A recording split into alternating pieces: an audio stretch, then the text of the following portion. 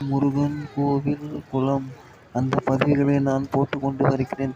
இதற்கு முன் போட்ட பதிவு திருப்பாரூர் முருகன் கோவில் குளஸ்தாங்கரையில் நின்று எடுத்த பதிவுகள். நான் இன்றைய பதிவு கூட திருப்பாரூர் முருகன் கோவிலில் குளம் அப்படி என்று சொல்லக்கூடிய திருப்பாரூர் முருகன் கோவிலில் அமைந்திருக்கக்கூடிய அந்த திருக்குளம் தான். Please subscribe, like and share, give me support. Thank you.